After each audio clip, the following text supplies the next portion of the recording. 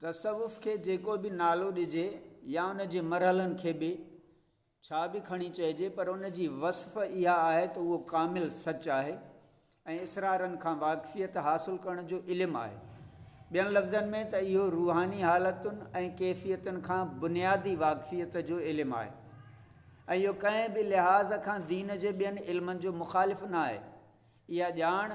या इल्मु या तजुर्बो रुगो शरीयत जी राह ते हलंदे ई हासिलु थी सघे थो। इहा अफ़सोस जी ॻाल्हि आहे त सूफ़ियुनि ऐं दीनी आलिमनि जे तशरीहनि ऐं वज़ाहतनि खे बिना परूड़ण जे हिक ॿिए जे मुख़ालिफ़ क़रार ॾिनो वियो। इहो नाक़ाबिले तरदीद सच आहे त मौलविन, आलिमनि, मुहदिसिन ऐं मुफ़सिरनि दीन जे ज़ाहिर जी वज़ाहत कई आहे जेको आसान रस्तो आहे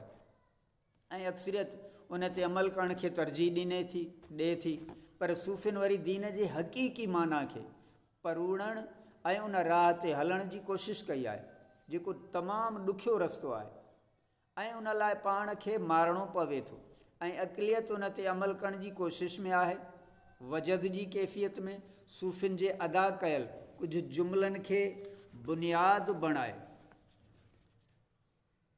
कुझु मौलविन या मुहदिसिन उन खे ग़लति क़रार ॾेई तसवुफ़ ऐं शरीयत में विछा वधाइण जी कोशिशि बि कई आहे, पर अक्सरियत बर्दाश्त ऐं इज्तिहाद जी हिमायती आहे जॾहिं त उन्हनि में विछा वधाईंदड़नि जो तादादु घटि आहे। दीनी आलिम बि क़ुरान ऐं सुनत वारे रस्ते ते हलणु पसंदि कनि था, जॾहिं त सूफ़ियुनि वटि बि तसवुफ़ जी राह ते हलण लाइ इहे ॿ बुनियादी रस्ता आहिनि। मतिलबु त फ़र्क़ु रुगो एतिरो आहे त दीनी आलिम ऐं मुहदिस क़ुरान ऐं सुनत जी तशरीह पंहिंजे अंदाज़ में कनि था, जॾहिं त सूफ़ी वरी उन खे पंहिंजे नज़र सां ॾिसनि था, पर ॿिन्ही मां को बि उन जी अहमियत जो इनकारी न आहे। मसइलो रुगो सम्झ जो आहे। उन में जेकॾहिं एतिरो वाधारो कजे त सूफ़ी बि क़ुरान ऐं सुनत जा पाबंद आहिनि, त दीनी आलिम, मुहदिस ऐं मुफ़सिर बि उन ते कारबंद आहिनि। फ़र्क़ु रुगो एतिरो आहे त सूफ़ी इज़ाफ़ी तौरु रूह जी पाकीज़गी, हुक्मनि जी बातनी वज़ाहत ऐं उन में वाधारे ते ज़ोर भरनि था, जीअं आला इख़लाक़ी क़दुर बि क़ाइमु रही सघनि ऐं उन सां ख़ुदा जी ख़ुशनूदी बि हासिलु थिए।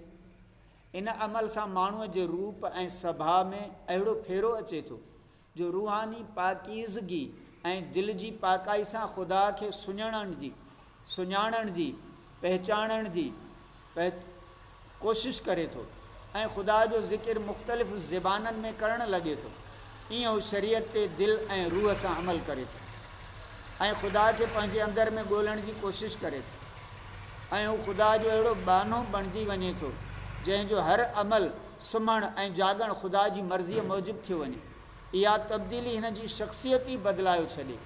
जंहिंसां दीन जे ज़ाहिर ऐं दीन जे बातिन ते अमल कंदड़ विच में के क़दुरु राय जो इख़्तिलाफ़ पैदा थिए। बहरहाल तसवुफ़ रूहानी पाकीज़गीअ लाइ मुसलसल जदोजहद जो नालो आहे